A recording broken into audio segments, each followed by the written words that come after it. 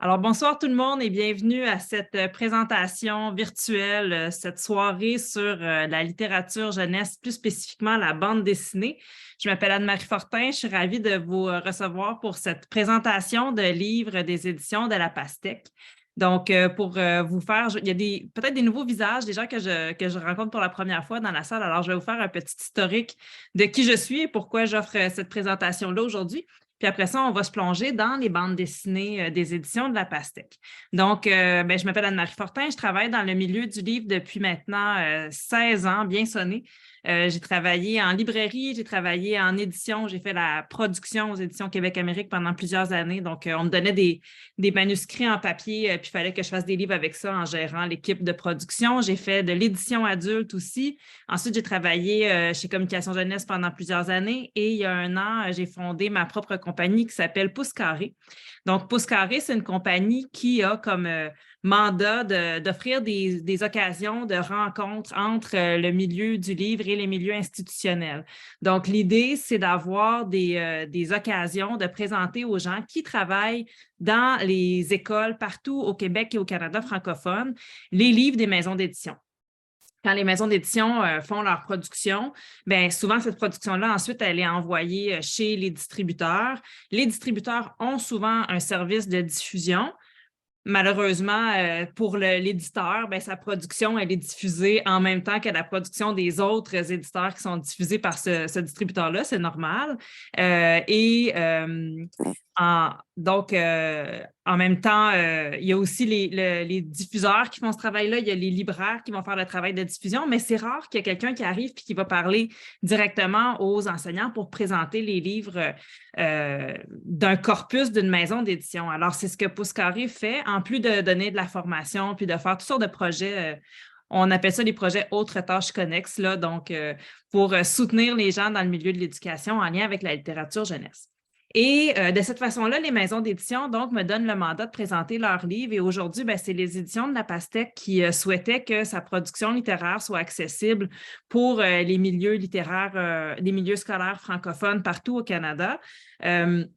On avait d'ailleurs des inscriptions aujourd'hui qui venaient de pas mal toutes les provinces et territoires. J'en étais bien contente. Il y a des gens qui m'ont écrit qu'ils allaient le réécouter par la suite. Et j'ai décidé d'axer cette présentation-là sur la bande dessinée. Mais je dois vous avouer que j'ai quand même mis des autres livres qui ne sont pas des bandes dessinées à côté de moi parce que les gens qui me connaissent savent que je finis toujours par faire des liens d'un livre à l'autre, puis finalement trouver un lien à faire avec un nouveau livre. Puis j'ai reçu des nouveaux documentaires des éditions de La Pastèque cette semaine, puis je n'étais pas capable de ne pas les apporter parce qu'ils m'ont trop impressionnée. J'étais trop contente de les découvrir. Fait qu'ils sont à côté. Sachez que si jamais vous avez une question sur l'album ou le documentaire, j'en ai comme une grosse pile à côté de moi. Alors, ce qu'on va faire, on a 1h30 ensemble pour découvrir un maximum de livres. L'idée, c'est vraiment de vous présenter des livres et de vous raconter des histoires. Puis, je vais commencer tout de suite. C'est dur, toujours difficile de savoir par quel livre on va commencer. Je vais peut-être commencer avec un livre que je viens juste de recevoir. Une nouveauté, Simon. Ah, j'ai oublié quelque chose de vraiment très important. Je ne peux pas commencer tout de suite sans vous partager la bibliographie. Et là, je me dis que j'ai fait une erreur, je n'ai pas téléchargé ma bibliographie. Donc, je vais vous envoyer la bibliographie, bien sûr, par la suite dans le message qui va envoyer l'enregistrement. Parce que j'ai tout préparé mes onglets pour vous présenter des onglets, mais la bibliographie, elle est restée dans mon document. Donc, je la télécharge dès qu'on a terminé, puis je vous l'envoie par la suite. À moins que quelqu'un me dise que ce ne sera pas possible de suivre sans avoir la bibliographie papier à côté de vous. Auquel cas, j'irai la télécharger tout de suite. Vous me le direz. C'est bon, vous allez être capable de suivre. Laissez-vous raconter des histoires. Là. Dans le fond, c'est ça l'important. Laissez-vous raconter des histoires, puis je vous envoie ça par la suite. Mais donc, dans le premier ouvrage que je vais vous présenter est paru en 2022. C'est une bande dessinée qui s'appelle La Petite Évasion de Marzena Soa et Dorothée de Montfried. Puis, bon, évidemment, publié aux éditions de La Pastèque. C'est une bande dessinée qui nous plonge dans l'univers extraordinaire des insectes. et qui aborde une thématique quand même assez intéressante, mais de façon humoristique. On va aborder la thématique de l'exclusion, donc des insectes qui vont être exclus de leur milieu de naissance parce qu'ils ont une différence. Alors là, je vois Nancy qui est en train de prendre sa bande dessinée. Tu l'as à côté de toi, hein? Tu vas pouvoir faire la lecture. Veux-tu qu'on fasse une lecture en duo? Ou tu veux nous en faire la lecture d'un extrait? Je ne sais pas si ton exemplaire, je vais vous raconter une petite anecdote, mais bon, Marie-Hélène aussi, sacrebleu, tout le monde va montrer sa copie de la petite évasion. Je ne vois pas toutes les images, mais tout le monde a sa copie à montrer. C'est bon signe, c'est bon signe. Je ne sais pas pour vous, là, Marie-Hélène et Nancy, qui avaient une copie à côté de vous, mais la mienne, elle a une petite particularité. C'est que je pense qu'il y a eu un accident dans la poste. Puis quand j'ai reçu mon colis des dernières publications des éditions de La Pastèque, il était comme, tu sais, l'enveloppe de papier était enveloppée dans un plastique. Puis là, il y avait un message de la poste qui disait comme « Nous sommes désolés que votre colis a été abîmé. » Puis c'est fou, là, mais quand je suis rentrée chez moi, le colis était à l'autre bout de la maison, puis je suis rentrée, puis j'ai dit « Non, ça sent l'eucalyptus. » Puis je pense qu'il y a une autre commande de quelqu'un qui avait de l'huile d'eucalyptus qui a coulé sur mes copies. Fait que heureusement, l'enveloppe a protégé les copies, mais ça sent tellement bon, là. Là, à chaque fois que je feuillette les livres, il y a un parfum d'eucalyptus. En plus, dans celui-ci, on est plongé dans la forêt. Alors, il y a comme un lien quand même qu'on pourrait créer entre l'odeur très agréable que j'ai et la forêt qu'on visite. Alors, on commence cet album, cette bande dessinée, pardon, en rencontrant une petite araignée qui vient de naître ici. Et rapidement, elle doit apprendre à tisser sa première toile. Puis regardez sa toile. Elle n'est pas vraiment extraordinaire. Sa toile n'est pas au même niveau que les toiles de ses frères et sœurs. Alors, sa mère est bien découragée, puis elle rencontre un ver de terre, ici. Bien coquette, quand même. Je ne sais pas si vous êtes d'accord avec moi, mais si je rencontrais un ver de terre coquet, je pense que ça ressemblerait à ça. Le ver de terre lui dit « Madame Araignée, je connais quelqu'un qui pourrait vous aider. J'avais un neveu qui ne voulait pas creuser de tunnel. C'était une vraie calamité, ce garçon. Mais après avoir fait un stage chez le Scarabée, c'est devenu un architecte réputé.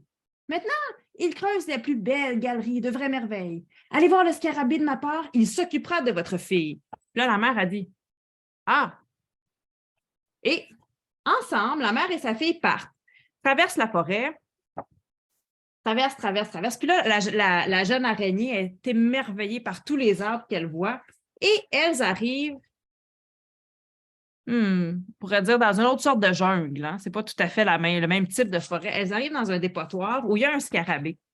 Et on va se rendre compte que ce scarabée-là, ce n'est pas du tout un guérisseur. Là. C'est une espèce de profiteur qui prend à son compte les insectes qui ont des différences où on les considère presque comme des insectes ayant des défauts dans leur société. Et le scarabée a un agenda caché.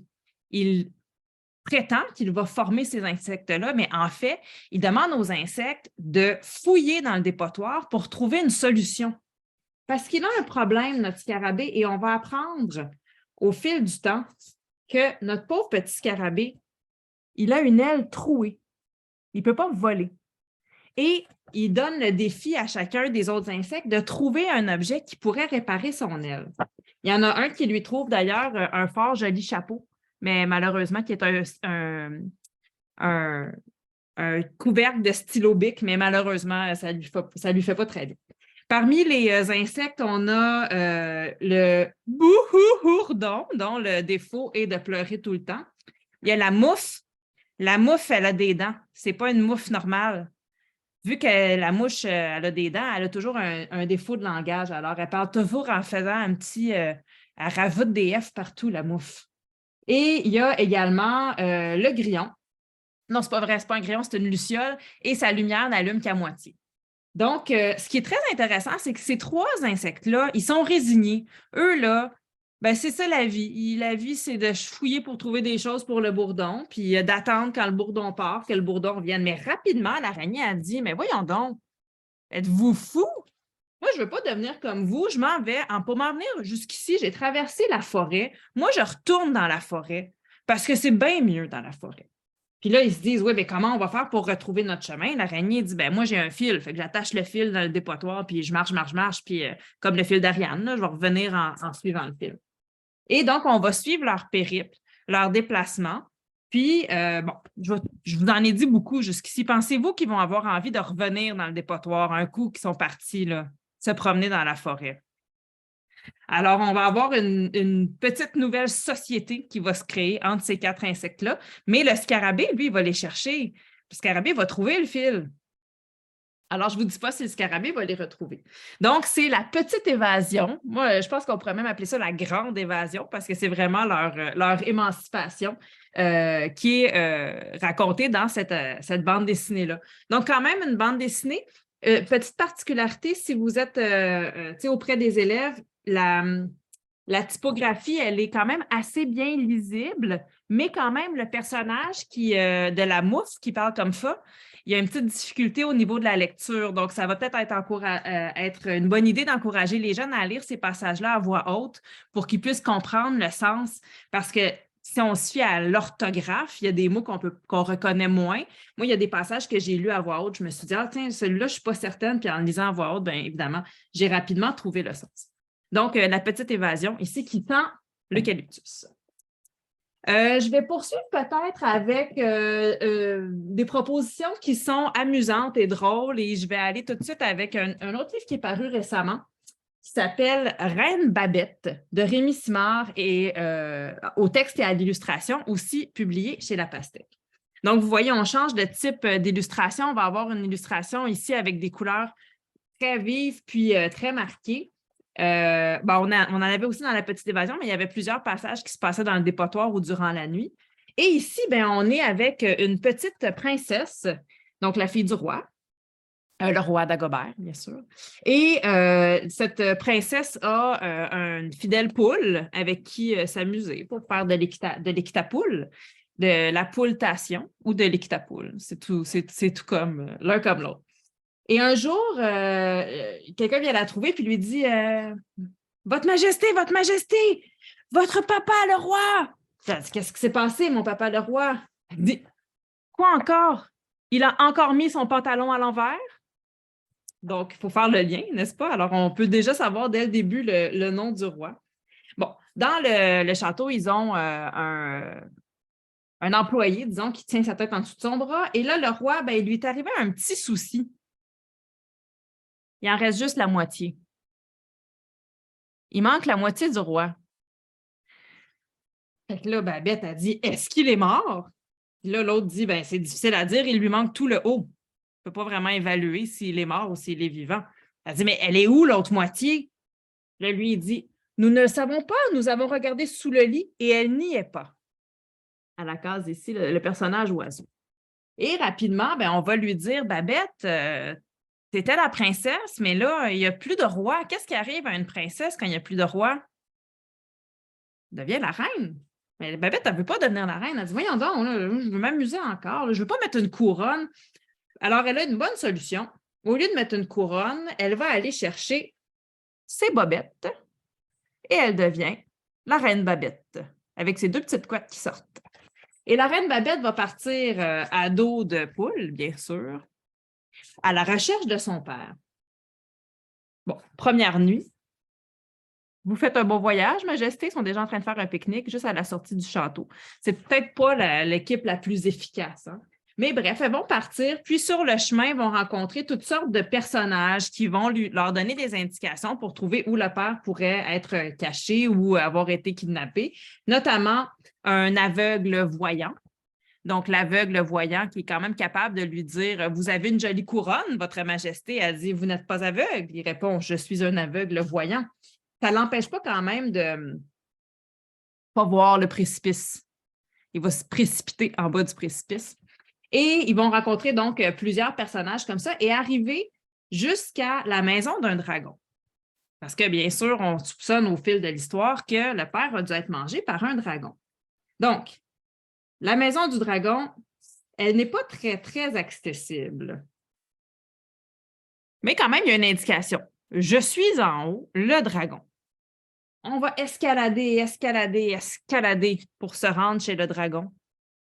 Et en haut, on a même des messages d'encouragement. Hein? Courage, vous êtes presque arrivé.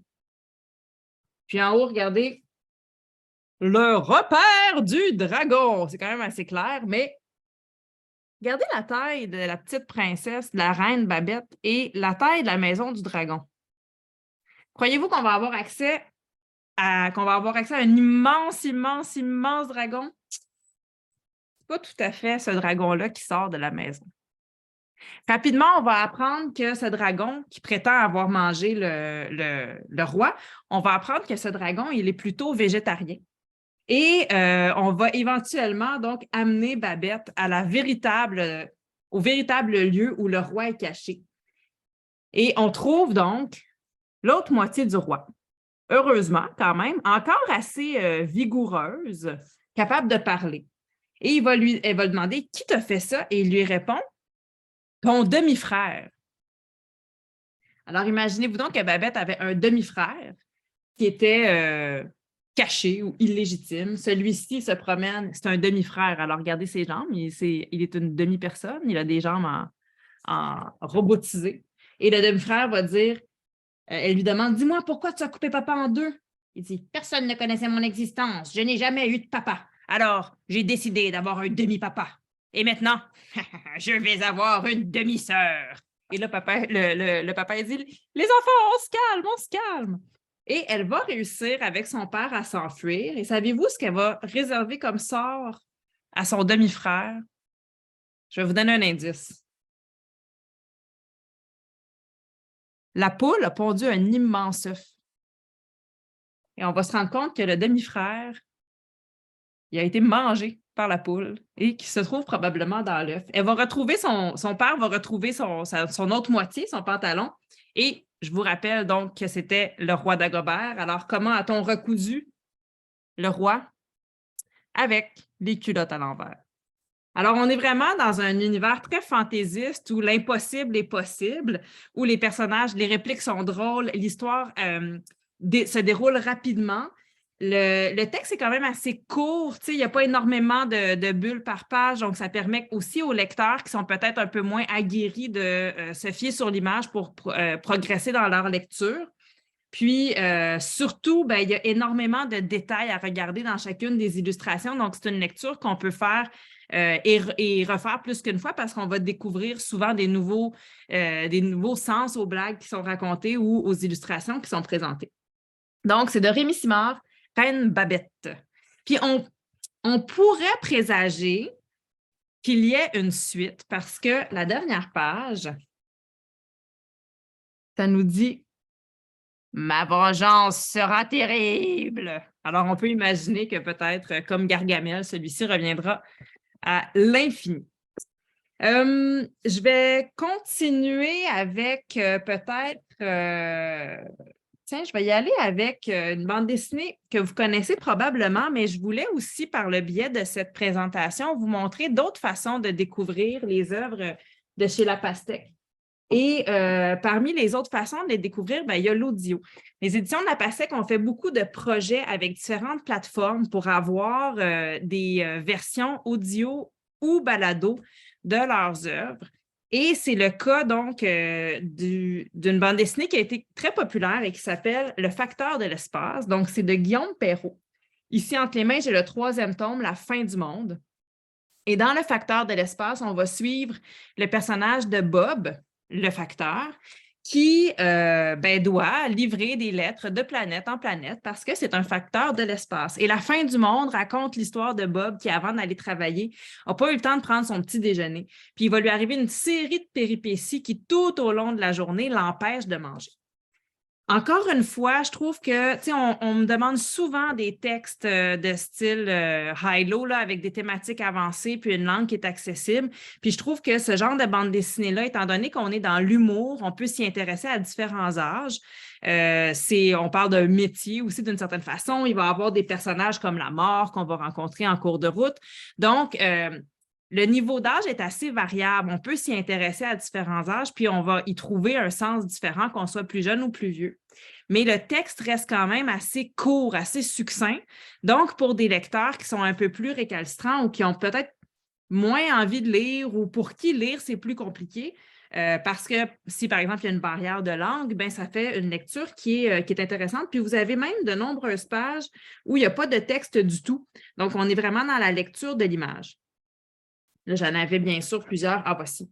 Donc, vous avez de grandes pages comme ça où quand le facteur rencontre des personnages qui ne parlent pas la même langue que lui, bien, ils doivent échanger par les gestes. Alors, ça met vraiment en évidence la nécessité de lire l'image si on veut comprendre ce qui va se passer. Puis, on comprend tout, hein? Avec quelques petits traits, on comprend le mouvement, on comprend les intentions. Cette série-là, vous allez en trouver une adaptation en balado qui a été faite par La Puce à l'oreille. Donc, La Puce à l'oreille, c'est un organisme qui a comme mission d'offrir du contenu audio balado pour les jeunes. Donc, il y a je dirais, deux contenus différents que vous allez trouver sur La Puce à l'oreille en lien avec le facteur de l'espace. La Puce à l'oreille a fait une version balado de l'histoire, c'est-à-dire qu'on a repris le texte, on l'a adapté pour en faire une histoire qu'on peut écouter. Donc, vous pouvez prendre votre voiture, aller vous promener, faire une route de 3 heures, puis ben, ça ne durera peut-être pas 3 heures, mais faire une longue route, puis écouter le balado, vous allez avoir l'histoire complète. Vous pouvez faire ça en courant, en marchant, ce que vous voulez. Donc, c'est vraiment une version de fiction là, du balado. Et La Puce à l'oreille a eu aussi un projet important avec plusieurs maisons d'édition jeunesse québécoise pour faire des documentaires qui sont complémentaires à l'œuvre. Donc, on a un documentaire sur le métier de la poste qui est complémentaire à l'œuvre, qu'on peut écouter sans avoir lu la bande dessinée, et évidemment qu'on peut écouter après avoir lu la bande dessinée pour en savoir un petit peu plus sur ce sujet. Ce que je vais faire, c'est que je vais vous amener sur le site de La Puce à l'oreille en partageant mon écran, puis je vais vous faire écouter des petits extraits afin de prendre une gorgée d'eau. Il n'y a pas d'agenda caché, c'est bien clair. C'est ça qui va arriver. Alors, la joie de partager un écran quand on est sur un portable, c'est restreint cette joie-là, hein, parce que franchement, c'est très petit l'écran d'un portable. Alors, on est ici sur le site de La Puce à l'oreille. Je vous amène à l'accueil du site. Je vais vous montrer un peu comment c'est organisé. Alors, dans la section « Explorer », vous pouvez décider d'aller écouter soit les balados, de choisir par balado, de choisir par collaboration, par thématique, par durée et par tranche d'âge. Donc, vous avez aussi la possibilité d'aller voir s'il y a eu des événements ou du matériel interactif qui a été fait.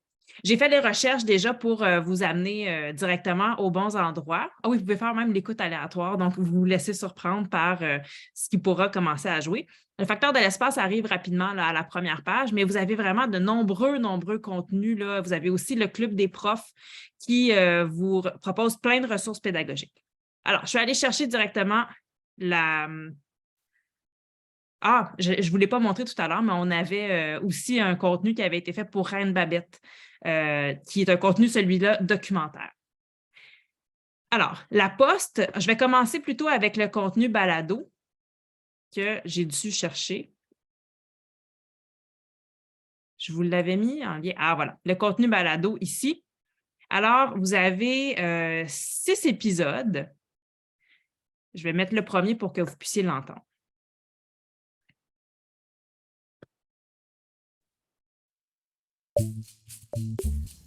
Salut, moi c'est Bob. Je suis un facteur spatial. Non, pas un facteur spécial, un facteur spatial. Un facteur de l'espace, ben voilà, c'est plus simple comme ça. Oui, dans le futur, les facteurs font pas seulement du porte-à-porte, mais aussi du planète à planète. Oui, nous, les facteurs, on s'occupe de la poste à travers le cosmos. On livre des lettres et des colis dans toute la galaxie. Évidemment, nous avons tout le tralala que tu peux imaginer dans le futur, des voitures volantes, des navettes interplanétaires, des robots, et ça fait quelque temps que l'humain s'établit ailleurs que sur Terre. Moi-même, j'habite dans un cube d'habitation flottant en orbite autour de Neptune. Oui, je sais, je suis vieux jeu, alors j'ai pas voulu quitter le quartier de la planète Terre. Bon, rien de bien extraordinaire, quoi. Aujourd'hui, Alors, vous voyez, déjà, on a une très bonne mise en situation. Et si je vous montre, je vais arrêter le partage pour que vous voyez en plus grand. Si je vous montre les premières pages de la bande dessinée, bien, on a le bureau de poste et on arrive là, vraiment directement dans l'action. Donc, tout le prologue, ou c'est la partie que je viens de vous faire écouter, c'est vraiment une partie qui a été ajoutée pour s'assurer de la compréhension de tout le monde, pour faire une espèce de mise en scène, parce qu'on a décidé, de mise en situation, parce qu'on a décidé de faire le balado à partir du 3e tome.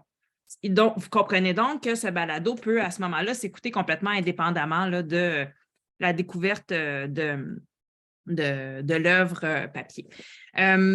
C'est donc peut-être un balado qu'on n'écoutera pas nécessairement en lisant la bande dessinée. On ne va pas avoir une reproduction mot pour mot du texte de la bande dessinée. Il y a d'autres produits que je vais vous présenter tout à l'heure, d'autres produits audio que je vais vous présenter tout à l'heure où on peut vraiment faire le lien entre l'audio et le texte. Dans ce cas-ci, c'est vraiment une adaptation. Maintenant, je vais partager à nouveau l'écran pour vous montrer l'adaptation qui a été faite, en fait, l'extra qui a été créé en documentaire. Alors, je vous fais écouter ce documentaire qui s'appelle La Poste.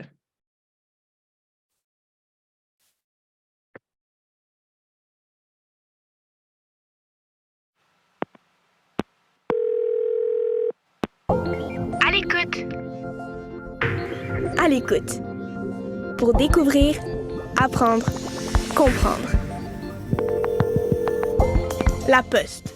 Un balado en complément de la bande dessinée Le Facteur de l'espace, tome 3, La fin du monde, écrite et illustrée par Guillaume Perrault, publiée aux éditions de La Pastèque. La Poste. Dans le temps des fêtes, une de mes activités préférées, c'est écrire ma lettre au Père Noël. Bon oui, je sais que je suis un peu trop grand pour ça maintenant, mais c'est pas grave. J'écris aussi à mes amis puis aux membres de ma famille pour leur souhaiter un bon anniversaire quand la date approche. Et quand je suis en vacances, j'écris des cartes postales. Et puis toi, est-ce que t'écris des cartes postales?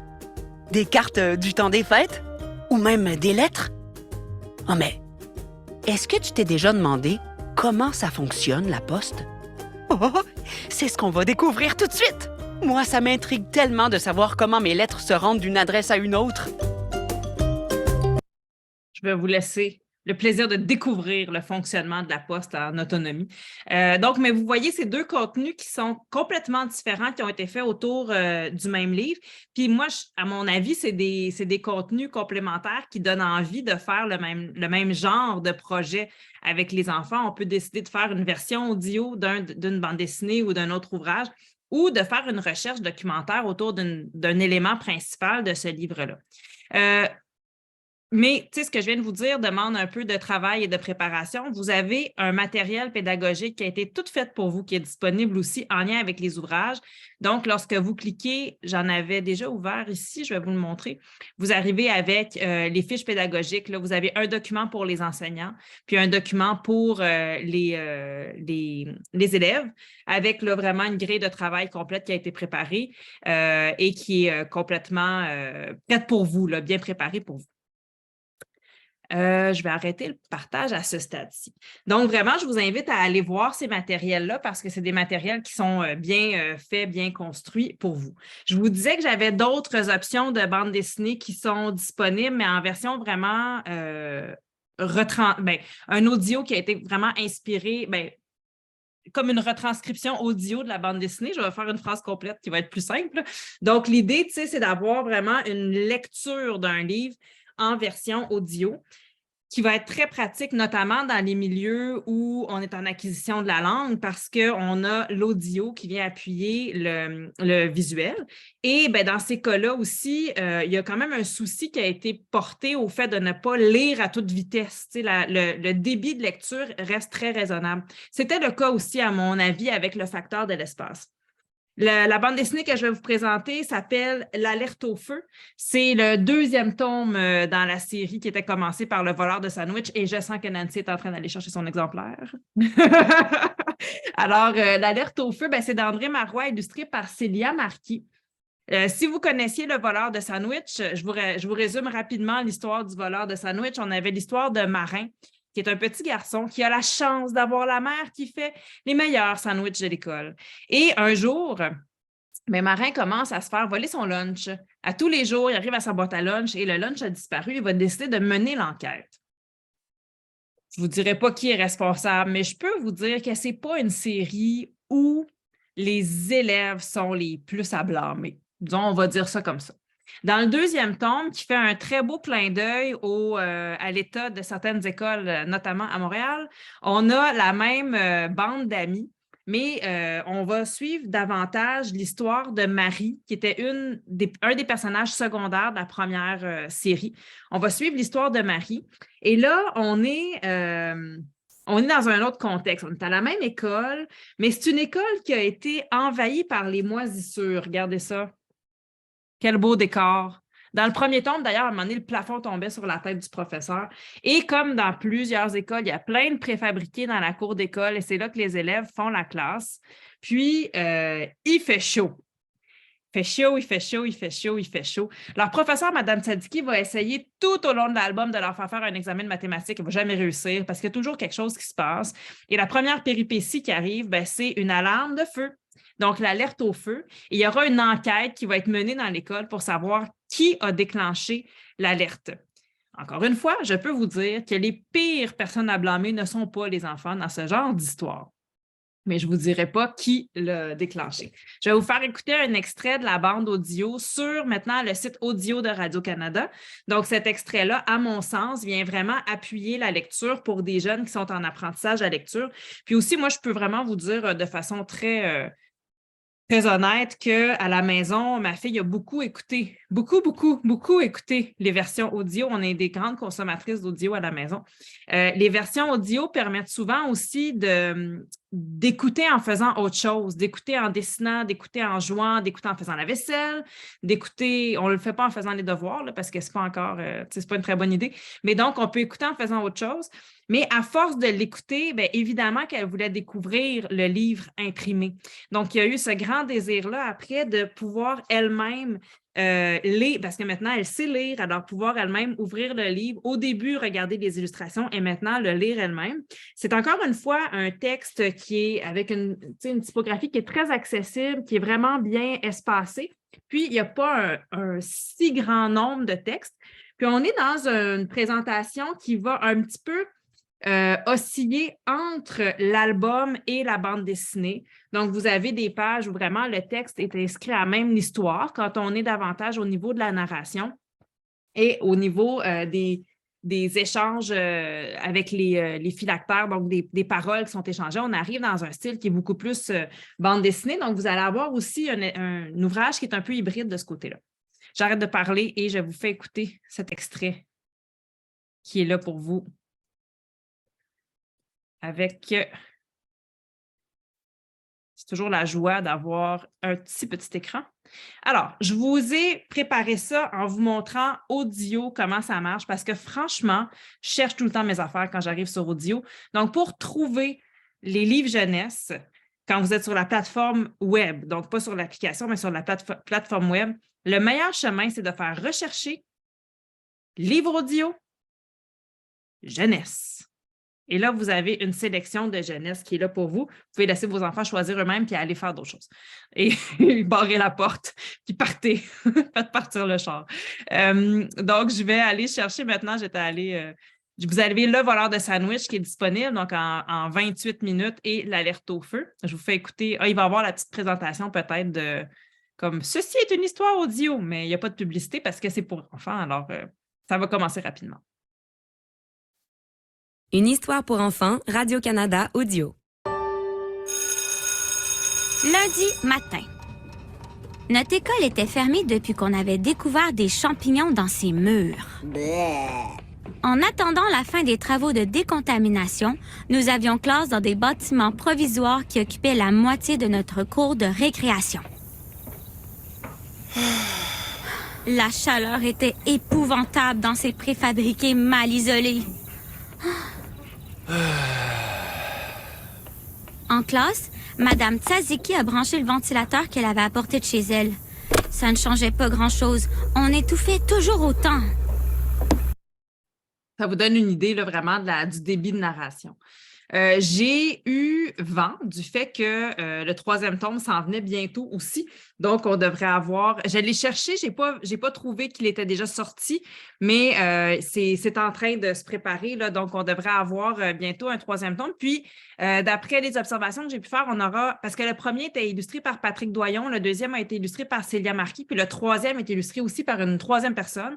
Donc, on est toujours dans l'univers d'André Marois au texte, mais avec des illustrateurs qui changent à chacun des titres. Je vous ai fait voyager dans l'audio avec ces 2 dernières présentations, mais il y a aussi une bande dessinée qui nous fait voyager dans le monde audio, mais je vous dirais, ça nous prend un petit peu plus d'autonomie, mais le texte nous fait voyager au cœur de la musique. Et cette bande dessinée-là, je me suis promis en la relisant cet après-midi pour être sûre d'être bien fin prête à vous la présenter. Je me suis promis de la faire parvenir au professeur de musique de ma fille parce que c'est un hommage au professeur de musique et c'est aussi un hommage à l'histoire de la musique contemporaine.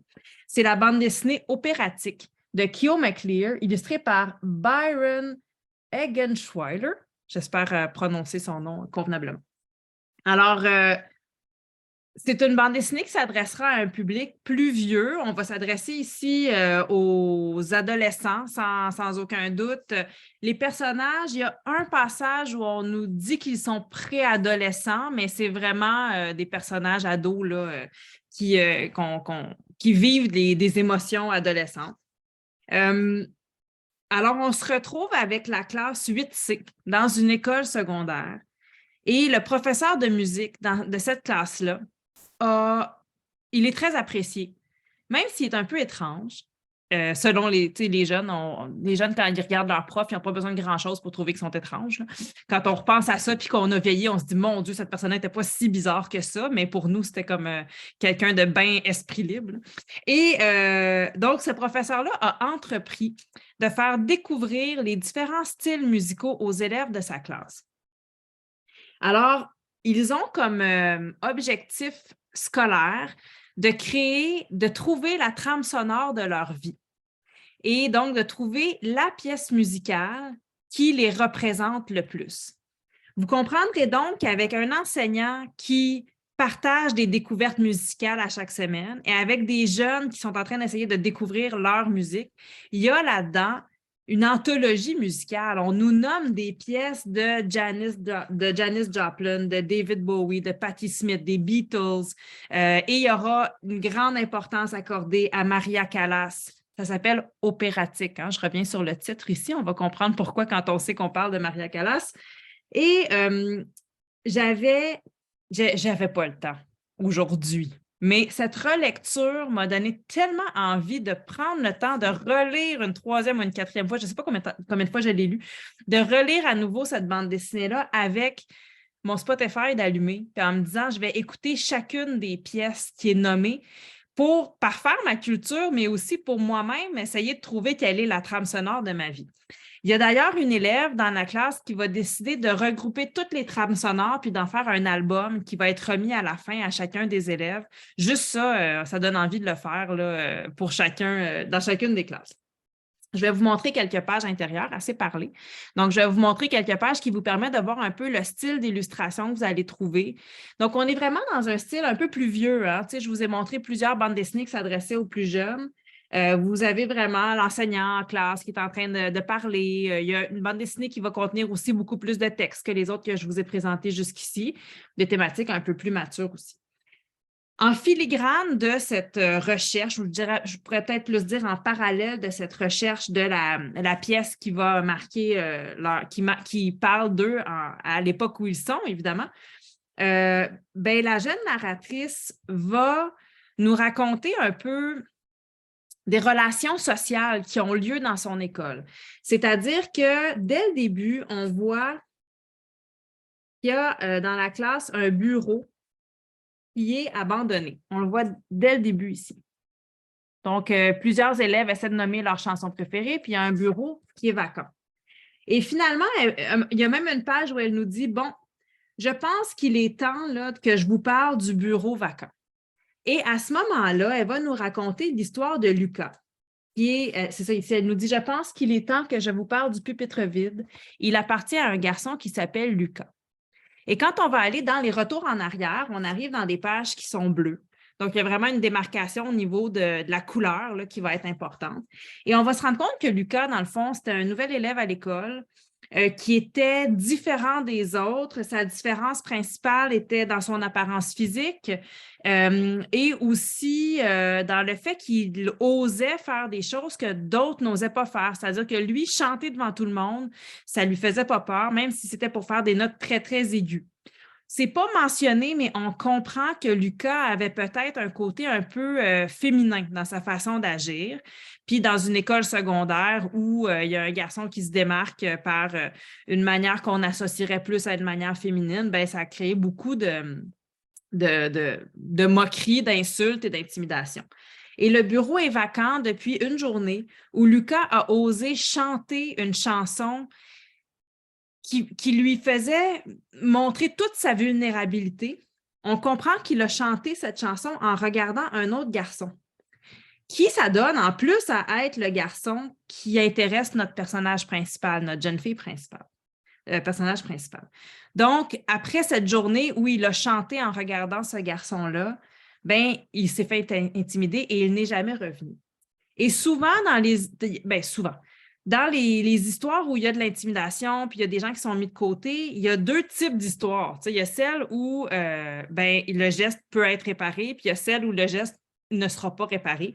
Et dans ce cas-ci, la jeune narratrice qu'on suit va décider un jour de le texter, puis lui dire « Est-ce que tu chantes encore? » Puis là, il dit « Ah, pas trop. » Elle va lui donner rendez-vous, puis elle va comme l'intégrer dans leur groupe d'amis. Et on va voir que par ce biais-là de l'ouverture à l'autre et de l'amitié, lui, Lucas, va pouvoir reprendre confiance en lui. Elle va permettre aussi à Lucas et à l'autre garçon, même si c'est celui sur qui elle a l'œil, elle va leur permettre de se rapprocher. On va se rendre compte que les deux garçons, à une certaine page, ils se tiennent par la main. Et en parallèle de ça, notre jeune fille va chercher sa propre chanson à elle. Et c'est lorsque l'enseignant fait écouter une pièce de Maria Callas qu'elle va découvrir l'univers de l'opéra.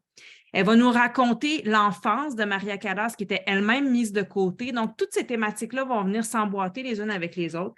Et si le passé était bleu, Maria Callas, elle est rouge. Alors, toutes les pages qui nous parlent de Maria Callas et de son enfance sont dans des teintes de rouge. Donc, il y a vraiment un code de couleur qu'on va voir entre le jaune, qui est le présent de l'histoire, le bleu, qui est le passé, puis le rouge, qui est l'histoire de Maria Callas. Donc, vraiment une très, très belle bande dessinée à lire et à relire. Puis, je dirais à écouter parce qu'on peut faire la trame sonore puis aller découvrir tous ces artistes-là. Moi, je ne suis pas quelqu'un qui a une très grande culture musicale. Je connais un peu de choses que j'aime, là, mais je ne connais pas toutes les grands bands qui ont marqué l'histoire de la musique. Alors, c'est vraiment pour moi une bible d'apprentissage. Donc, ça s'appelle Opératique de Kyo McClear et Byron Higgins Wheeler.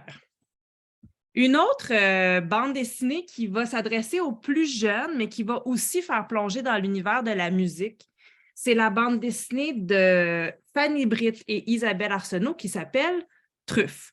Donc, on a ici un plus petit format, vous voyez, mais avec quand même une bonne épaisseur. Donc, un beau livre carré.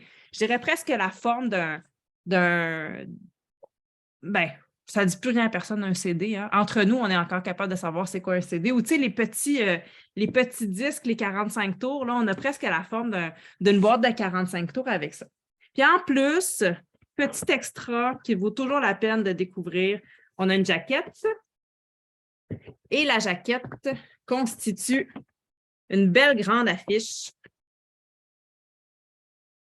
qui les plantes carnivores. Donc, c'est le groupe de musique que notre petite Truffe va fonder avec Riyad et Flo, ses deux amis. Donc, vous voyez déjà là-dedans l'esthétique du type de musique.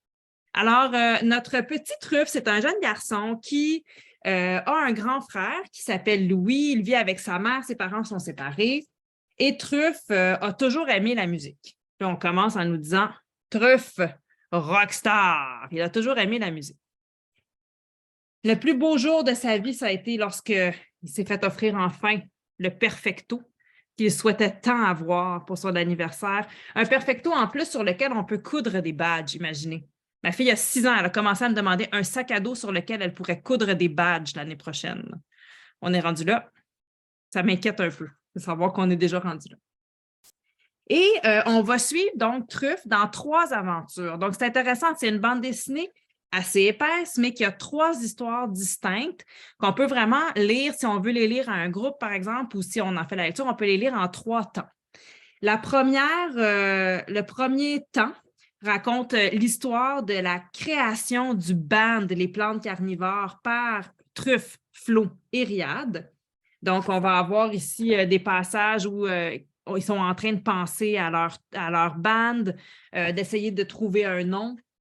Ils décident de l'appeler les plantes carnivores parce que ça leur prend un nom vraiment cool.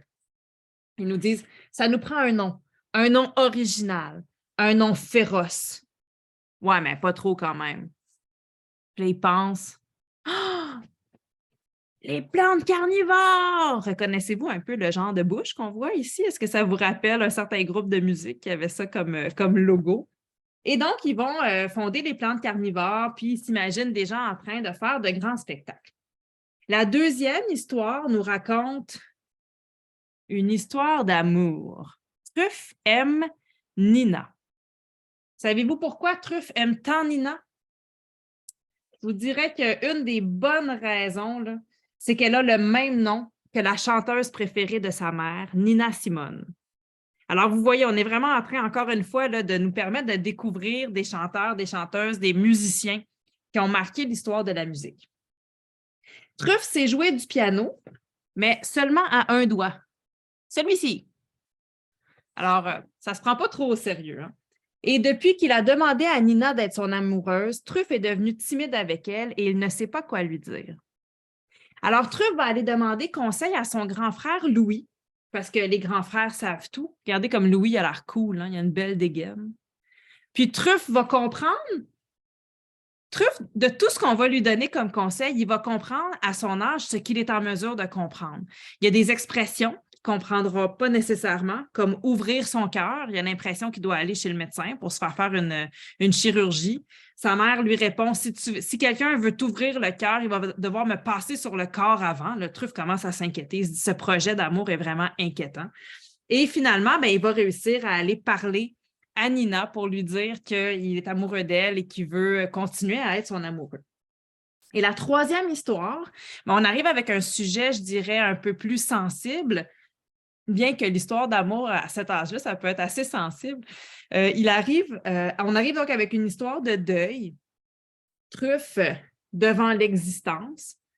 Truffe va se rendre aux funérailles de son arrière-arrière-grand-mère et vivre, dans le fond, ce premier deuil, le deuil de cette aïeule qui est décédée. Puis il va commencer il va revoir ses cousins, jouer avec ses cousins et aussi commencer à poser des questions sur la mort.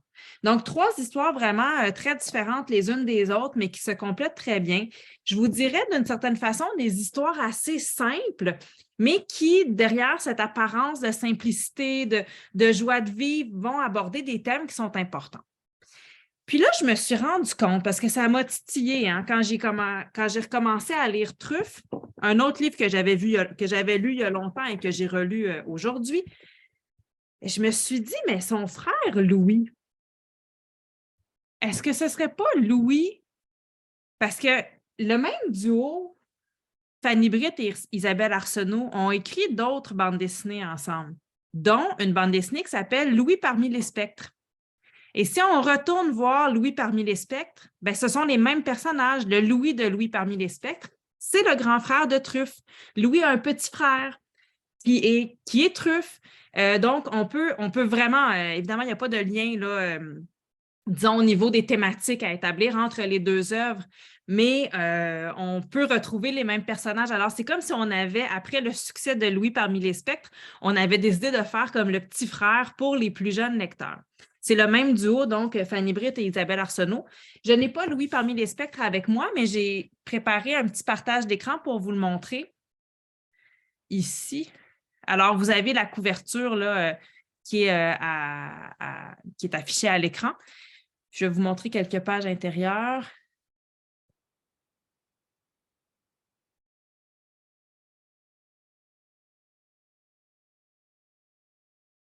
On n'a pas un très grand aperçu avec le feuilletage en ligne, là, mais on voit ici « Mon père pleure ».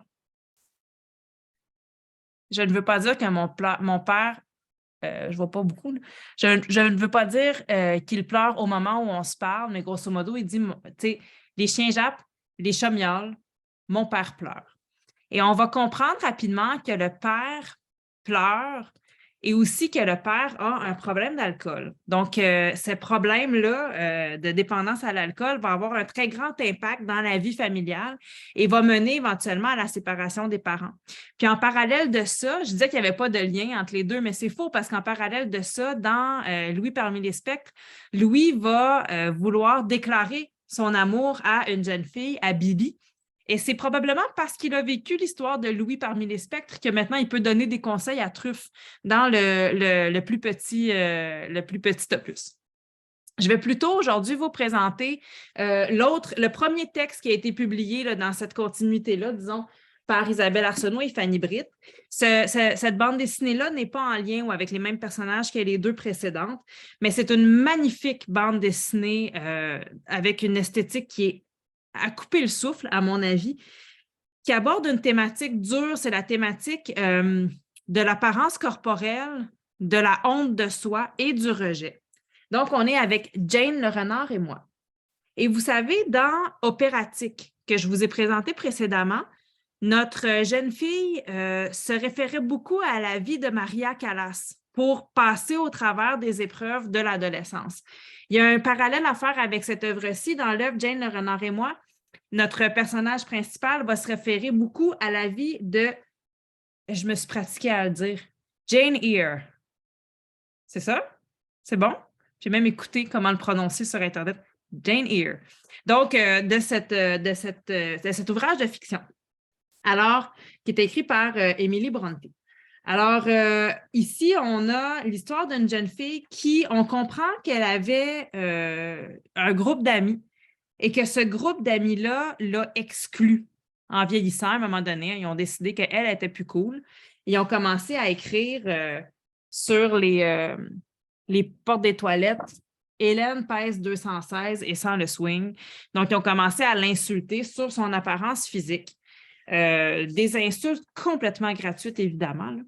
Puis vous voyez, on est encore dans une esthétique très, disons, gris, beige et blanc. Donc, une esthétique qui est assez austère. Vous allez voir, il y aura un petit peu de touche de couleur un peu plus loin. Donc, Hélène va s'isoler. Ben, en fait, Hélène va se faire isoler, on pourrait dire ça comme ça. Là, elle va devenir une jeune isolée parce que les autres l'ont tous rejetée. Et à son grand désarroi, il y a un camp qui est organisé, un camp d'anglais, où elle est obligée d'aller, un camp de 4 nuits. Puis elle, ben, elle va se retrouver dans le dortoir des rejets, parce qu'il y a les cools dans un dortoir, puis il y a les nerds dans l'autre dortoir, puis tous les petits groupes qu'on retrouve dans les écoles. Et elle va se retrouver dans le dortoir des rejets, puis elle va à nouveau vivre de l'intimidation. J'ai dit Emily Brontë, mais c'est Charlotte Brontë. Excusez-moi, je me suis trompée de Brontë dans mon résumé. Alors, elle sort son livre pendant le trajet en autobus et c'est là qu'elle va nous plonger. Je vous disais qu'il y avait des touches de couleur. Donc, elle va nous plonger dans l'histoire de Jane Eyre, de Charlotte Brontë, en nous racontant la vie de ce personnage-là. Et elle va évidemment tisser des parallèles entre cette vie de fiction et sa propre vie.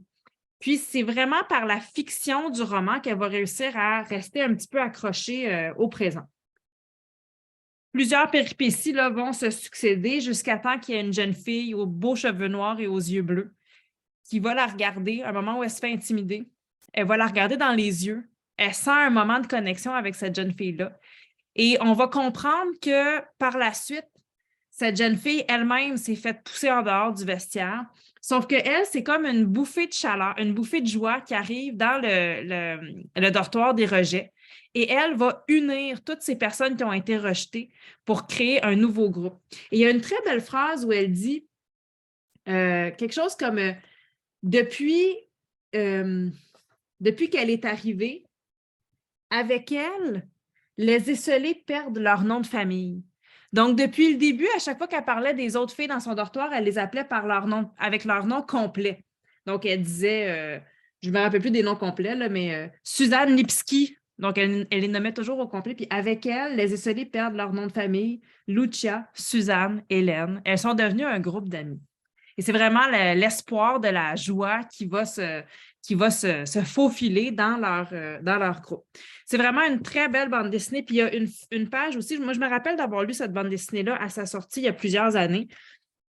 Puis il y a une page où elle va magasiner un maillot de bain avec sa mère. Puis ça m'avait tellement marqué comme image. Tu sais, comment on peut se sentir quand on est ado, là, puis que notre corps change. Puis là, elle va magasiner un maillot de bain. Puis elle a deux choix. Parce que la mode cette année-là, c'est aux marines, tu sais, c'est à la marine, là, la mode nautique. Puis elle a soit le choix d'un maillot de bain style ballerine marine ou un maillot de bain noir uni que sa mère lui choisit. Puis regardez la page lorsqu'elle essaye les maillots. Dans le maillot Monaco, je suis une saucisse ballerine. Dans le maillot noir, je suis une saucisse en deuil. Je suis une saucisse. Jane Eyre a beau être orpheline, laide, battue, seule et abandonnée, elle n'a jamais été, ne sera jamais une grosse saucisse. Puis je trouve que c'est tellement d'une sensibilité, cette image-là. Je pense que beaucoup de personnes peuvent se retrouver dans cette image. Là, si vous vous êtes déjà retrouvé à essayer du linge dans une cabine mal éclairée, vous savez exactement de quoi je parle. Là. Donc, on se sent parfois comme cette saucisse. Mais c'est dur à l'adolescence de se sentir comme ça. Alors, vraiment, de magnifiques découvertes pour les lecteurs un peu plus vieux. Anne-Marie, Oui? est-ce que tu me permets une Oui, petite intervention de 30 secondes? Tu parlais de la thématique du rejet, mais pour ma part, là, c'est vraiment la thématique de l'intimidation. Parce que, le rejet, ben, je te rejette, tu ne fais plus partie de mon environnement, de ma vie, puis tu n'existes plus. L'intimidation, là, je te pourris la vie à chaque jour. Et c'est ça qui arrive à Hélène. Et c'est ça qui touche tellement les ados dans les classes. Quand on lit cette BD-là, c'est extraordinaire. Puis comme tu l'as dit, l'écriture est puissante et Fanny Britt, elle va juste à l'essentiel avec des belles métaphores. Moi, c'est un album, c'est un classique des classiques pour moi. Ah oui, oui, vraiment. C'est vraiment la thématique de l'intimidation, puis on n'a pas le choix de se positionner par rapport à cette thématique-là en lisant. C'est vrai, tu as raison. Puis, tu sais, c'est vraiment le. Je trouve qu'on a beaucoup d'œuvres, en tout cas, j'ai lu beaucoup d'œuvres ces temps-ci où le rejet était la forme d'intimidation principale. C'est-à-dire, c'est vrai qu'ils lui pourrissent la vie, mais c'est aussi tu sais, la dernière personne choisie au cours d'éducation physique, là, donc la personne qui est jamais choisie parmi les autres.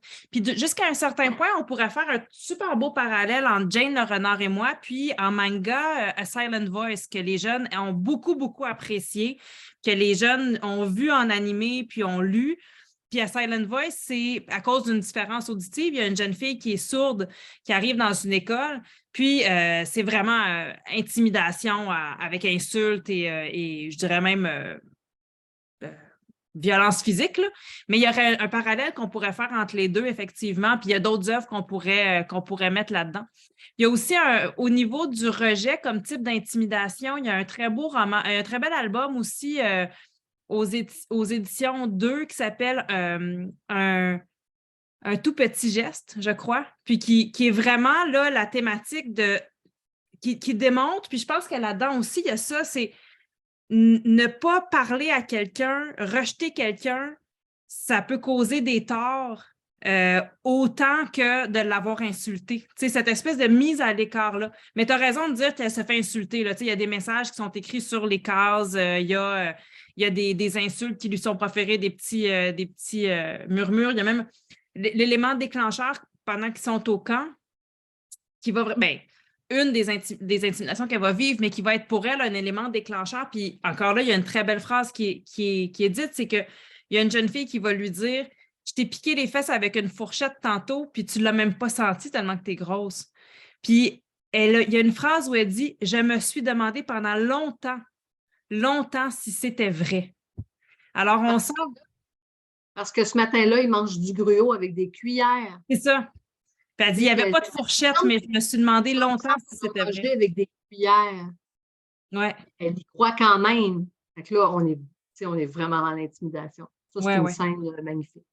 Mais il y en a beaucoup. Puis Louis, parmi les spectres, j'en ai glissé un mot tantôt aussi, c'est peut-être je dirais pas le pendant masculin, mais c'est-à-dire c'est une histoire qui est dans la même facture visuelle, la même esthétique, où là, on a mis un personnage masculin en évidence qui va vivre des moments très difficiles.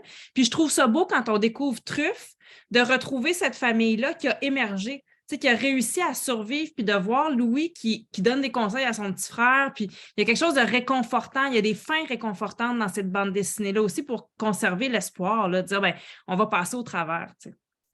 Alors, je vais poursuivre, puis j'aurais comme envie, il nous reste 25 minutes, puis je pense que j'aurais envie pour les prochaines minutes de vous amener plus sur une pente joyeuse et je sais pas, si on finissait ça sur un peu de folie puis un peu de joie, on a commencé par la joie et la folie avec les insectes, puis je vous ramène par là pour qu'on ne se quitte pas sur une note trop dramatique. Je suis sûre que vous pourrez quand même y référer. Ah oui, je vais faire juste un petit lien. Ah, ça, c'est comme ça. Mon cerveau, là, ça fonctionne comme ça. Dans Truffe, que je vous ai présenté tout à l'heure, la dernière nouvelle, disons, de ce recueil-là, Truffe, pendant qu'il est aux funérailles de sa grand-mère, il va aller promener le chien je pense que c'est de sa tante, si je me rappelle bien. Bref, il y a une dame pendant les funérailles qui a amené son petit chien, puis là, c'est une vieille dame, puis là, elle est assise, puis là, elle dit « Oh, je pense qu'elle a besoin de faire une petite marche. » Puis là, Truffe dit « Ah ben moi, je vais aller promener le chien. » Puis là, Truffe, il se rappelle qu'il a déjà gardé un chien pendant une fin de semaine, puis il aurait aimé ça, avoir un chien à la maison. Puis je ne peux pas faire le lien avec le magnifique documentaire qui vient de paraître aux éditions de La Pastèque et qui s'appelle « Meilleur copain ». Donc là, je vous fais juste une petite... Ah, lui aussi, il sent l'eucalyptus. Il était dans le paquet d'eucalyptus, celui-là aussi. Ça sent bon. Ça sent pas le chien. Ça, c'est positif parce que moi, je trouve que les chiens... En tout cas. Mais donc, Meilleur copain, l'incroyable histoire du chien et de son compagnon à deux pattes. Vous avez un documentaire. OK, on sort de la bande dessinée pendant quelques minutes. Mais quand même, le documentaire que je vous présente a une introduction qui emprunte à la narration de fiction. On a un petit chien ici, puis là, il fait une belle sieste au soleil. On a envie d'être un chien quand on le regarde. Puis là, il dit « Ah, quel rêve! Je pourchassais un cerf en humant son odeur, suivant sa piste à travers la forêt jusqu'à l'encercler avec le reste de ma meute. Et oui, je suis un chien chasseur, moi. Sais-tu qui étaient mes arrière-grands-parents? Qui étaient les arrière. Leur fait parler, bien sûr. Mais oui, des loups. Mes ancêtres avaient déjà colonisé l'Asie et l'Europe lorsqu'ils ont fait la rencontre d'un autre animal, chassant en meute les bisons, les mégacéros, les rennes et les mammouths. Quel était l'animal que les loups ont rencontré? Cet animal, c'était Homo sapiens, l'humain. Et on va nous expliquer comment l'humain a domestiqué le chien et comment les différentes races de chiens sont apparues.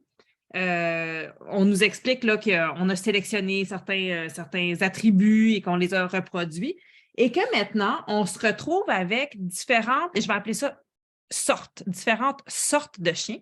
Ce n'est pas des races, ce n'est pas des espèces, mais on a classé les chiens par sortes de chiens. Alors, on a en premier les chiens parias.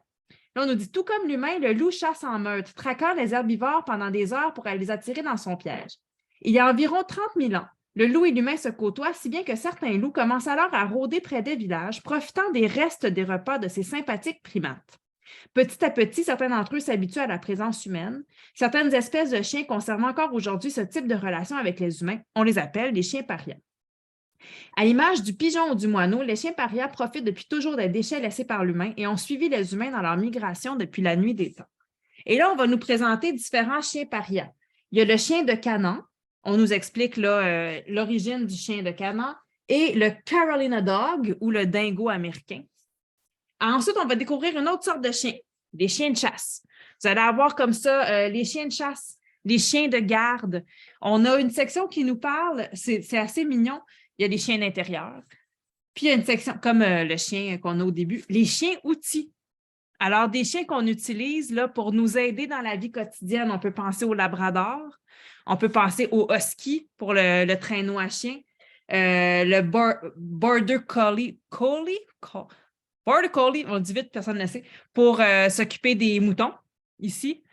Et on a même classé une section avec les chiens sacrés. Donc, le chihuahua, saviez-vous que le chihuahua était un chien sacré? J'ai appris ça. Le chihuahua tient son nom de la région située au nord du Mexique d'où il est originaire. Au 9e siècle, les Toltecs, une ancienne civilisation sud-américaine, possédaient de petits chiens appelés Techichi. C'est de cette race ensuite adoptée par les Aztèques que descendrait le chihuahua. Le chihuahua jouait un grand rôle dans les rites funéraires des Aztèques. On enterrait alors parfois le chien avec son maître pour absorber les péchés de ce dernier et le guider vers sa destination finale dans l'au-delà. Puis regardez les belles illustrations pour découvrir les différents chiens. Puis à la fin du documentaire, on revient avec notre personnage qui va conclure le documentaire. Puis là, les éditions de La Pastèque nous réservent toujours des belles surprises. Hein? Alors, regardez bien ça. Vous avez ici, c'est drôle, on dirait qu'il joue avec un bâton. Puis là, ce bâton deviendra, je ne sais pas si je vais avoir assez de bras pour vous le montrer, la ligne du temps qui nous explique donc l'histoire du chien, donc à partir de moins 25 000 ans avant Jésus-Christ jusqu'à 2014. Donc, si en moins 25 000, le premier chien a été domestiqué, bien, en 2014, la France a modifié le statut juridique du chien et des autres animaux en reconnaissant sa nature d'être vivant et sensible. Donc, vraiment, un très, très beau documentaire. Puis aussi, à la fin, comme complément, vous avez la morphologie du chien et une carte du monde où on peut retrouver les différentes espèces là, qui ont été présentées dans l'ouvrage. Des fois, comme ça, les petits liens qu'on peut créer, c'est un personnage, c'est un élément, puis on a amené les jeunes à découvrir un autre genre littéraire. On est parti du documentaire pour aller vers la bande dessinée ou de la bande dessinée pour aller vers le documentaire. Donc, je trouvais qu'il y avait vraiment un beau clin d'œil à faire entre les deux. Puis, j'étais à bicyclette avec ma fille. Hier, on est allé faire un petit tour de vélo après le souper, puis on a croisé une dame qui promenait son chien, puis elle m'a dit « Maman, c'est mon chien sur ton lit! » C'était la même race de chien, donc elle a reconnu la race. Là. Moi, je ne peux pas les nommer, mais elle pouvait les nommer parce que, évidemment, elle a retenu cette information-là. Donc, j'avais dit qu'on conclurait peut-être avec des histoires un peu folichonnes. Oh mon Dieu, je préfère d'autres liens avec d'autres documentaires que j'ai sous la main. Je vous montre un autre documentaire, OK? Parce que j'ai un autre beau lien à faire. Je suis allée faire des animations pendant une semaine au Yukon. Il y a à peu près 3 semaines. Et puis, j'animais dans des classes d'élèves j'animais de la maternelle à la 6e année, mais à ce moment-là, j'étais avec les plus vieux, les 4, 5, 6. Puis, j'ai fait des animations sur le documentaire. Puis, évidemment, j'étais dans une région très nordique. Donc, je leur ai présenté un album qui s'appelle « Drôle de sport, les curiosités olympiques ». Et saviez-vous que en 1932, aux États-Unis, à Lake-Placide, il y a eu des compétitions de traîneau à chien, de courses de traîneau à chien aux Olympiques. Alors, on a un documentaire qui nous parle de différentes disciplines olympiques qui ont déjà été pratiquées, mais ont été retirées des Olympiques, ou encore des disciplines olympiques qui se sont trouvées aux présentations officielles, mais qui n'ont jamais été admises dans les Olympiques. Donc là, les enfants avaient tellement de choses à me raconter sur le traîneau à chien. Ils avaient tous déjà vu le film qui parle du monsieur qui a sauvé une épidémie parce qu'il y avait son traîneau à chien et qui est allé chercher les médicaments à temps qui s'appelait, je vais vous dire son vrai nom, là, Léonard Seppala. En 1925, il a participé à une opération de secours baptisée la course au sérum.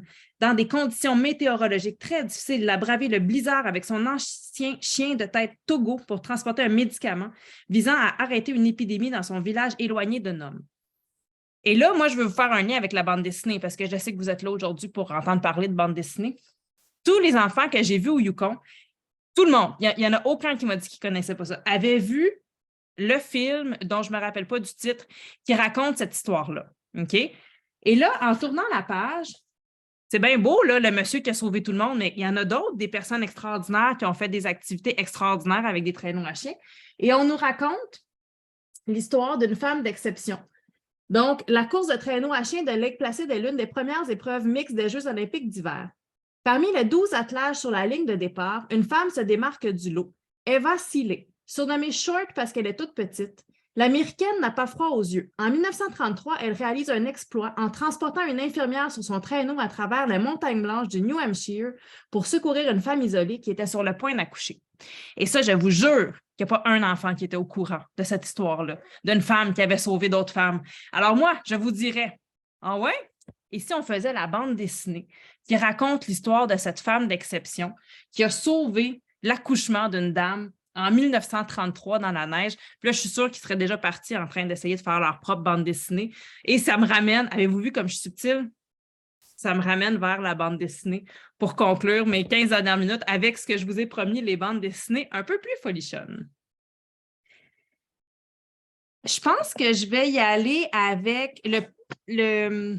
Oh mon Dieu, est-ce que je commence par le plus fou ou le moins fou? Je vais y aller avec le plus fou. On va y aller avec le plus fou, puis on verra le temps qu'il nous reste pour du moins fou.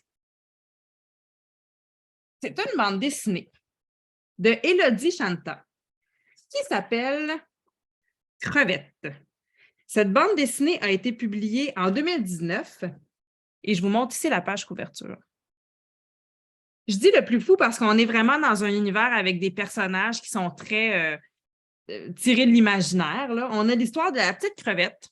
Moi, déjà, une petite fille qui s'appelle Crevette, je trouve ça assez fou. On a l'histoire de la petite crevette. Et cette crevette habite seule dans sa maison depuis que sa mère est décédée. Mais c'est pas très grave que sa mère soit décédée parce qu'elle a l'urne de sa mère, puis sa mère lui parle. Fait qu'elle peut encore jaser avec elle. C'est un monde de sorcières. Fait qu'on peut quand même imaginer que la communication reste possible avec l'au-delà. Mais quand même, Crevette, elle s'ennuie. Alors, elle va aller cogner chez ses voisins. En fait, elle ne va pas cogner chez ses voisins. Son voisin la surprend en train de pleurer dans la forêt et l'invite chez elle. Et donc, elle va aller vivre avec ses voisins au manoir de Joseph.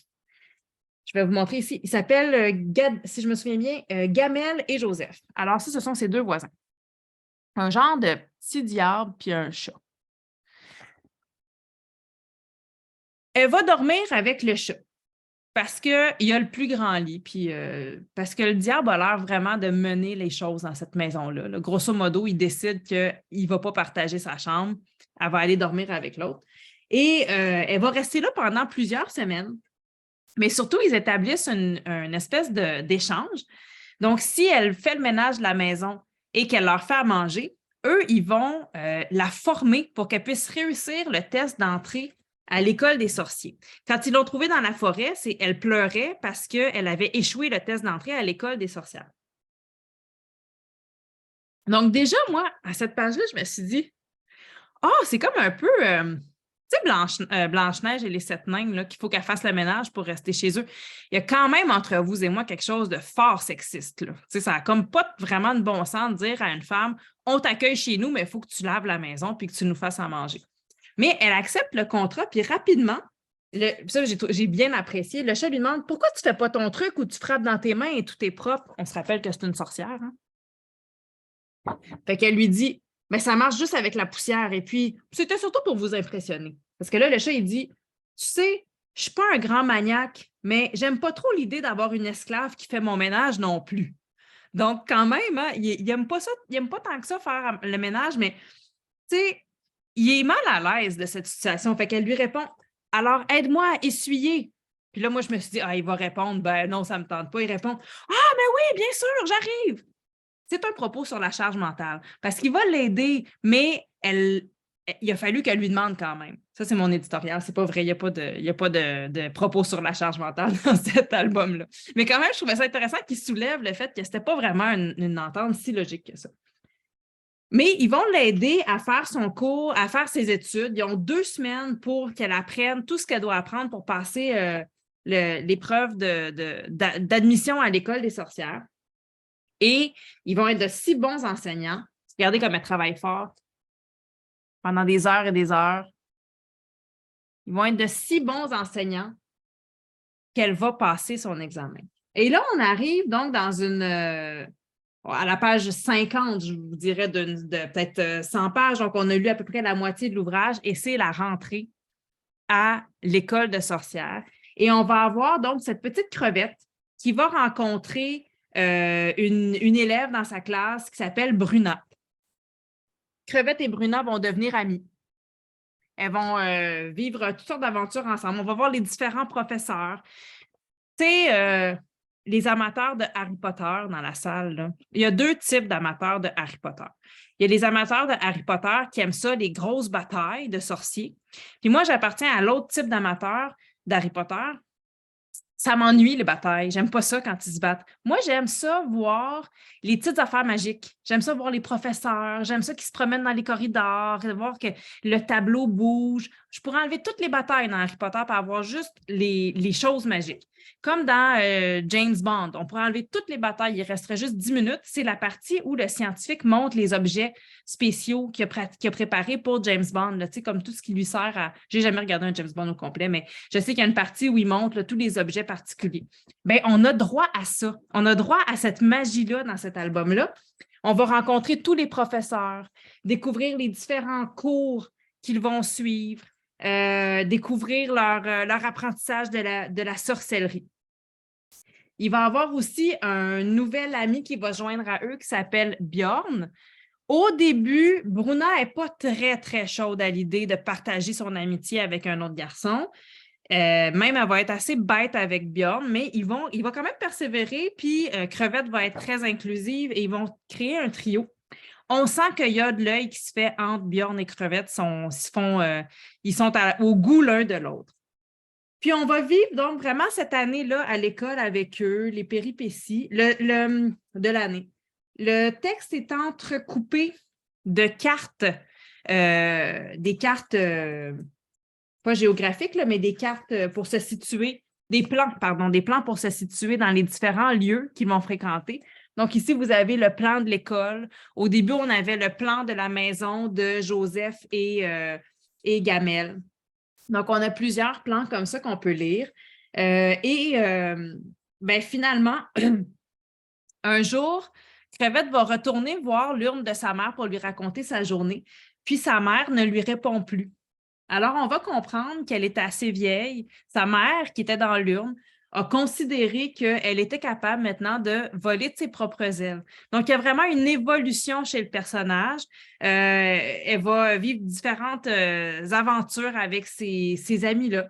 Puis, le groupe, au fil du temps, sera devenu une vraie nouvelle famille pour elle et pour ceux qui l'entourent. Donc, on a tous les personnages qu'on a rencontrés depuis le début, les personnages principaux qui sont réunis à la fin dans cette grande famille-là. C'est vraiment une bande dessinée très chouette. Je dirais peut-être, faites attention si vous avez des jeunes lecteurs.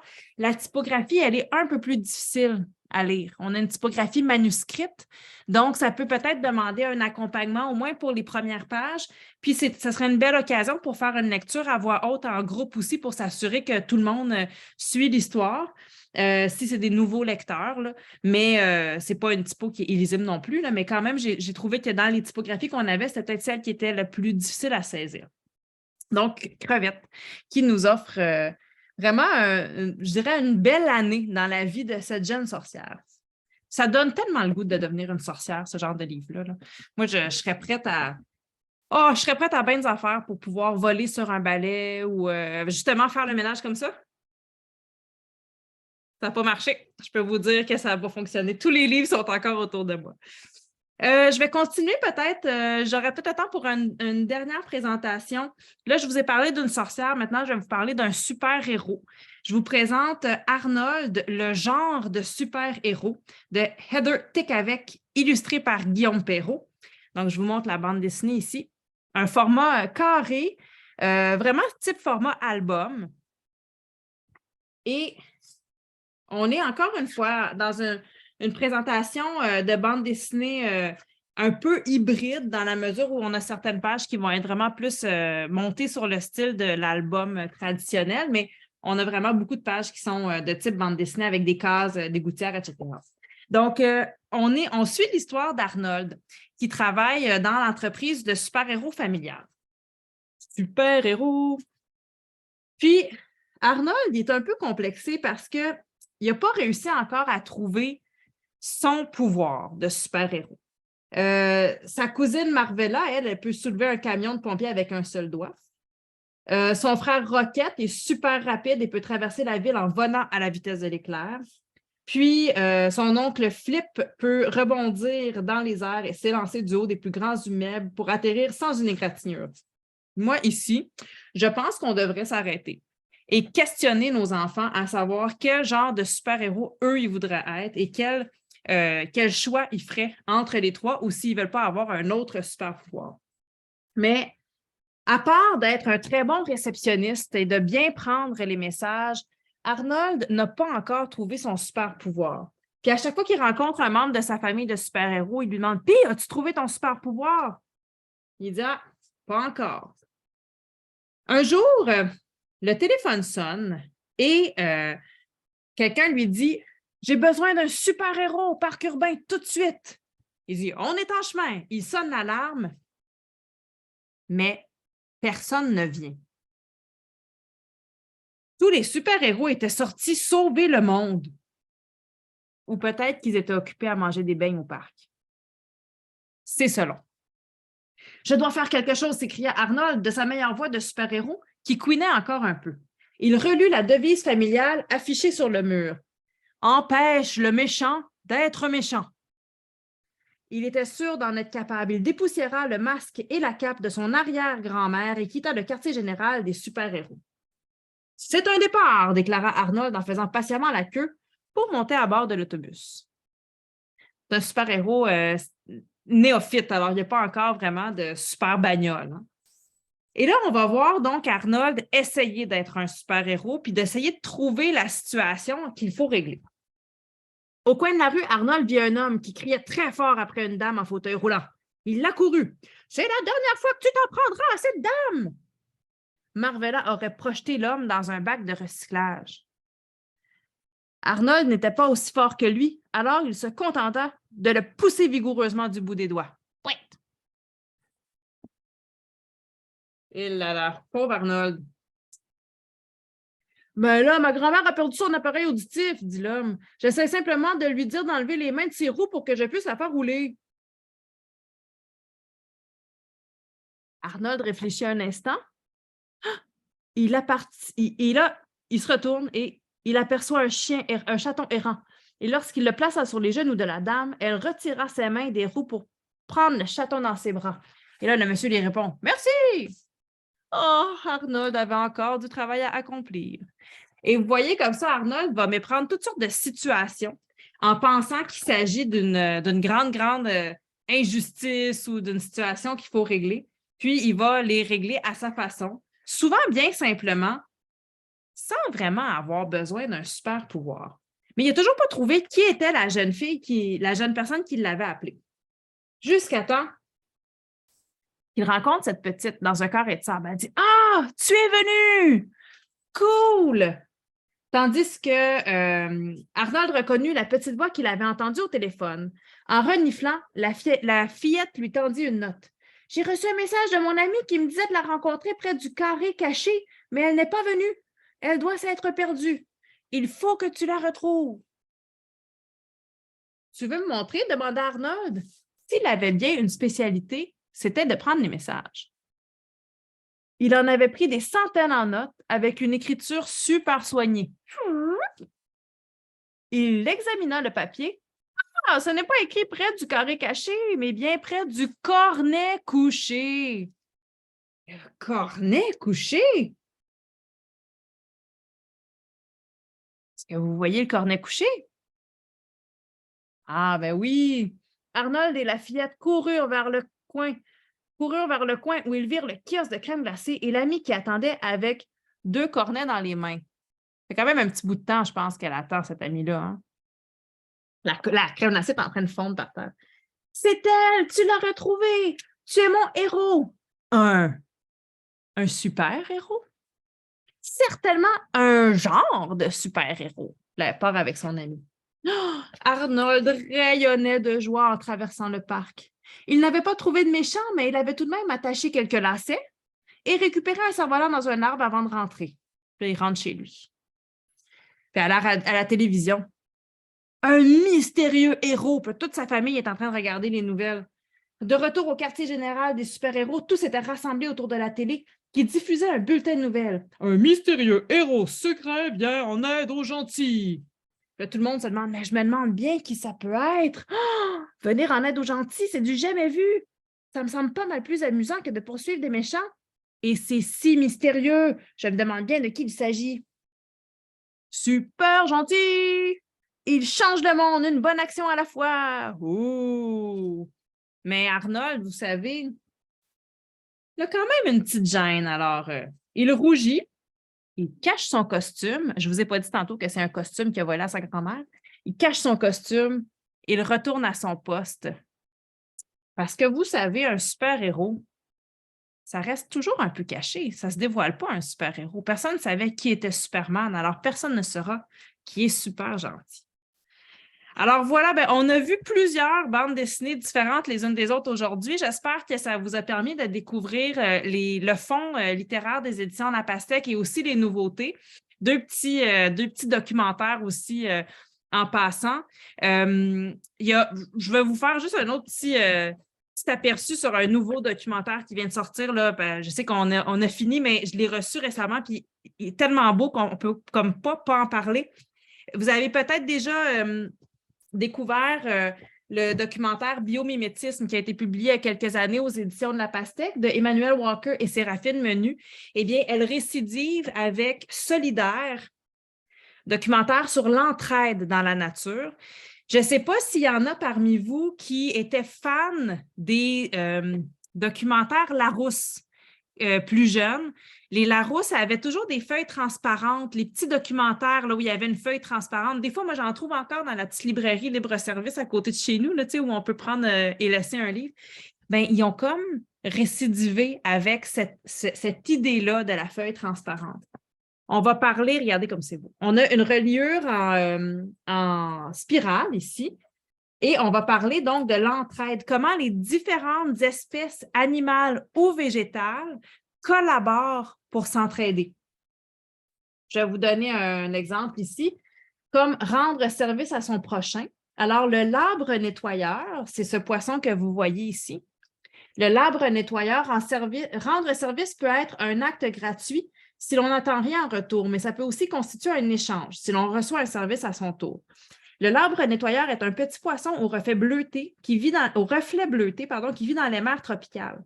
Sa particularité, il offre des services de nettoyage aux plus gros poissons comme le poisson papillon ou le poisson perroquet. Il officie dans les stations de nettoyage sous-marines des zones sans agressivité où les animaux marins viennent se faire décrasser. Le labre mange, parfois un peu brutalement, les peaux mortes et les parasites des autres poissons à l'aide de sa bouche ventouse. Puis là, c'est la première fois que j'essaie de le présenter à l'écran. Je vois qu'on voit le reflet. Hein, donc, vous voyez déjà qu'on a une page transparente. On va tourner la page transparente et on va voir ce qui était caché dessous. Donc, une autre espèce qui sera présentée à la prochaine page. Et celle-là, ici, on nous explique que c'est le poisson, on nous explique en fait que le poisson qu'on voyait ici, c'était un poisson perroquet qui fabrique du sable. Le poisson perroquet tient son nom de ses belles couleurs et de sa bouche en forme de bec qui lui permet de gratter les coraux dont il se nourrit. Après avoir été digérés, ceux-ci ressortent de son tube digestif sous forme de sable. C'est ainsi au poisson perroquet que l'on doit le joli sable blanc des plages tropicales. Et vous avez aussi parfois des collaborations entre les espèces végétales. Vous allez voir ici là, les racines des arbres qui peuvent communiquer, se connecter les unes aux autres grâce aux champignons qui vont s'installer entre les racines. Vous avez même des collaborations humains-animaux qui sont racontées. Donc, vraiment solidaire, un magnifique documentaire qui vient tout juste de sortir, donc à découvrir puis à mettre en lien avec les autres documentaires sur la nature qui étaient déjà disponibles aux éditions de La Pastèque. Et là, je vais m'arrêter pour vrai, là, c'est promis. Ça me fera plaisir de rester quelques minutes si des gens veulent échanger. J'espère que vous avez découvert des beaux livres, que vous avez aussi eu envie de mettre la bande dessinée à l'honneur dans votre pratique pédagogique, dans vos bibliothèques ou dans vos classes. Et je vous invite à suivre la page Facebook de Pouce Carré. Vous avez aussi la chaîne YouTube de Pouce Carré où il y a plusieurs animations qu'on a données au fil du temps, des présentations de livres. Puis aussi, je vous informe que Pouce Carré se déplace dans les écoles et les centres de services partout au Québec et au Canada francophone pour rencontrer les équipes pédagogiques pour présenter les livres. Donc, ce genre de présentation-là, on peut aller la faire dans votre centre de service ou à votre école, à la bibliothèque, dans les organismes communautaires. L'idée, c'est vraiment de permettre aux gens du milieu de l'éducation de découvrir et de connaître les livres. C'est gratuit. On peut le faire en présence ou en virtuel. Donc, vous aurez la bibliographie sous peu. Je vous enverrai un courriel avec toutes les informations nécessaires. Et dans la bibliographie, vous aurez aussi mon adresse de courriel qui sera inscrite à cet endroit-là. Donc, puis la bibliographie aussi, vous pouvez aller cliquer sur les titres pour aller faire le feuilletage en ligne. Donc, c'est une bibliographie interactive. Merci pour votre attention. Merci d'avoir été là toute la soirée. Puis, je vous souhaite une très belle soirée à tous et à toutes.